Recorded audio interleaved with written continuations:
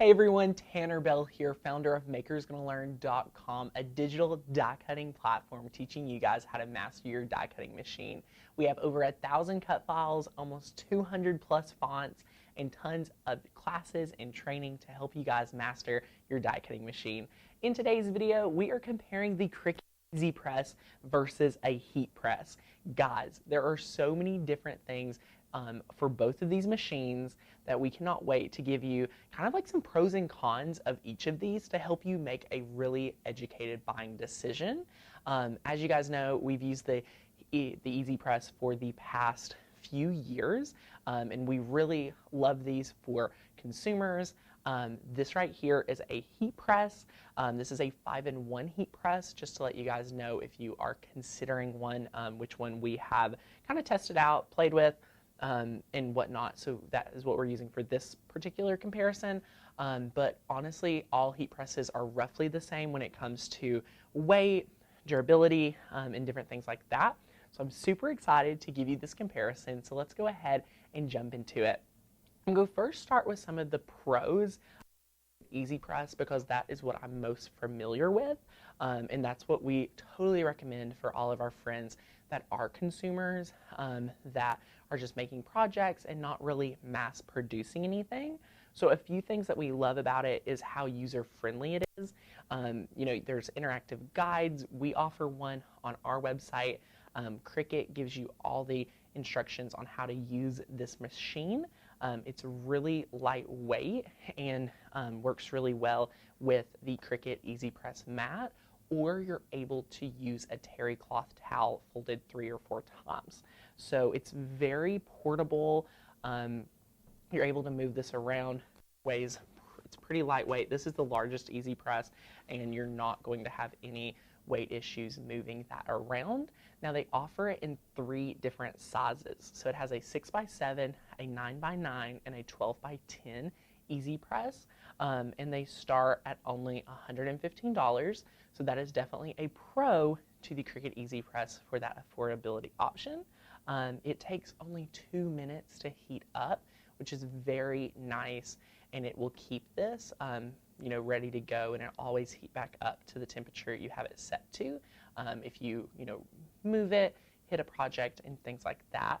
One thing I absolutely adore on this particular EasyPress that a lot of our heat presses do not have is that it has an auto shutoff. Just like all the things in your home that needs them, like your hair dryer or your curling iron and things like that, you need that auto shutoff. So after 10 minutes of non-use, so without pressing any buttons on here and using it, it will auto shut off. So if you made a shirt, ran out the door, in 10 minutes, if you didn't turn it off yourself, it will auto shut off, which is another fantastic pro. Another thing, it doesn't get dangerously hot, and it's super versatile. What I love about my EasyPress is in videos all the time, if it's 350 degrees, I bump up to it, I touch it, things like that. It's totally safe. If you are on the craft table, your kids, as long as they don't stick their fingers like directly into the heat press or the EasyPress, you're going to have fine results, and it's going to be really awesome. So that's some pros towards our Cricut EasyPress. And we're going to now give you some cons on the Cricut EasyPress. So where it is a EasyPress, it's honestly, people compare it as a large iron. So typically, you're going to have to apply a lot of pressure yourself to your EasyPress, and sometimes it's going to require you to hit the project multiple times to make sure you get that really well heated result, and you're having to control the pressure yourself.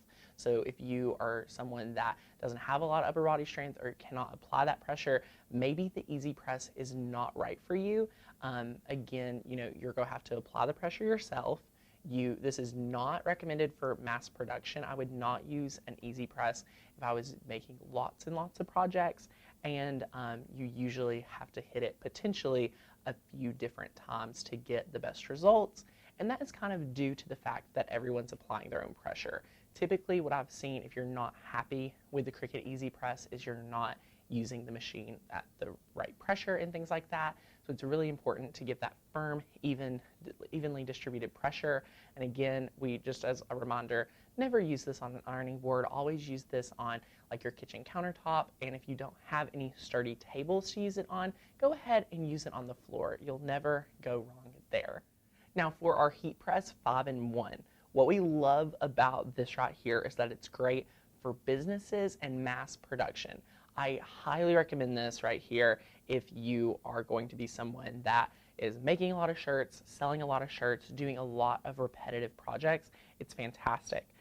It self-applies even pressure, so we right here are not having to worry about, am I giving it enough of firm pressure? This right here has this clamp that can swivel, and then you just go in, apply that pressure, and it gives the pressure for you.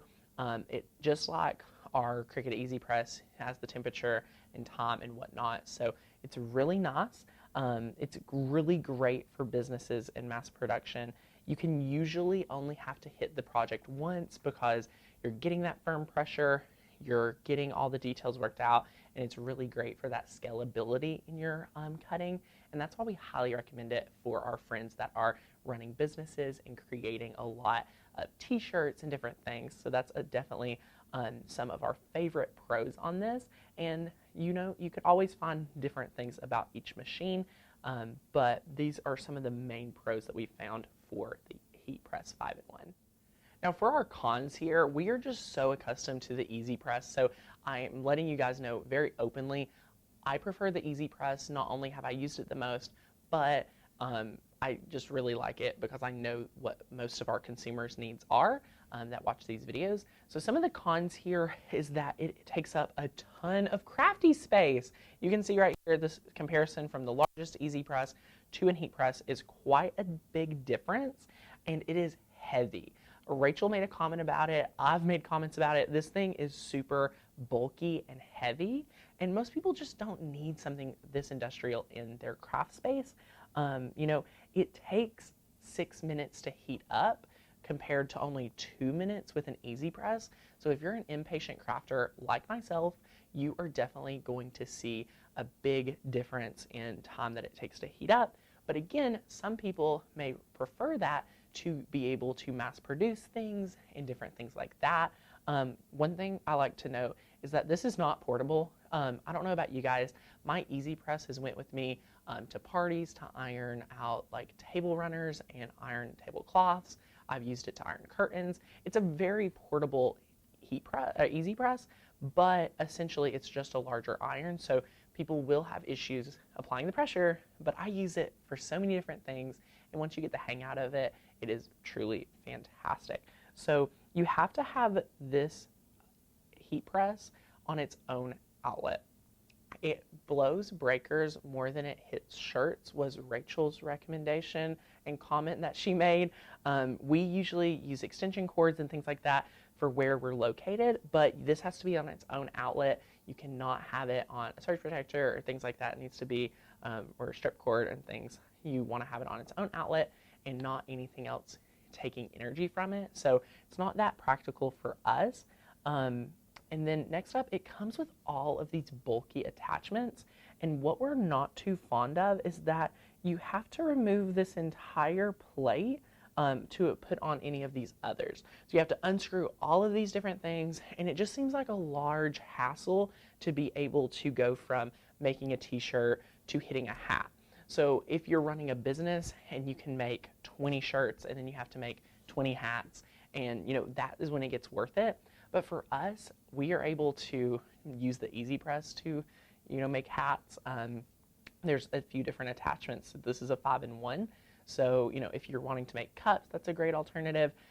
But it does require quite a bit of work to get to that step. So the things that typically would like sell us on it being like, oh, you know, it's specially designed, I just don't think it's that practical for someone like us to want to unscrew all these pieces and then put them back, just because of all the time hassle that it will take.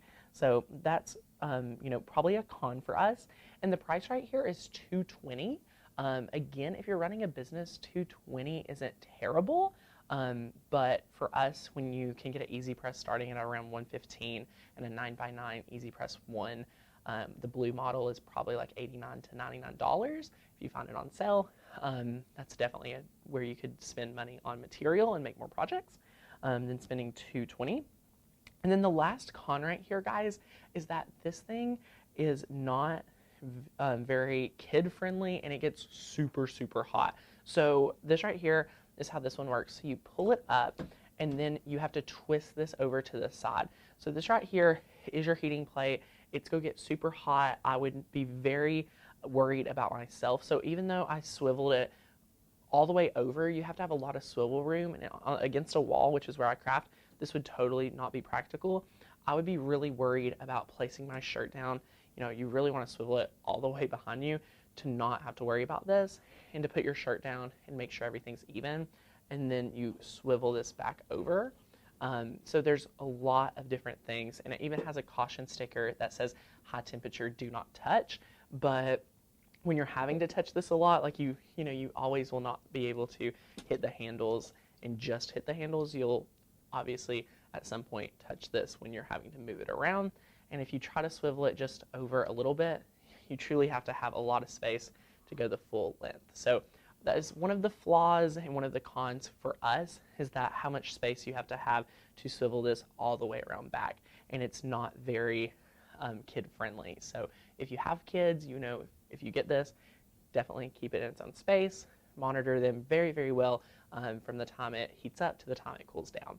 But this is our comparison between the Cricut EasyPress line and a regular heat press.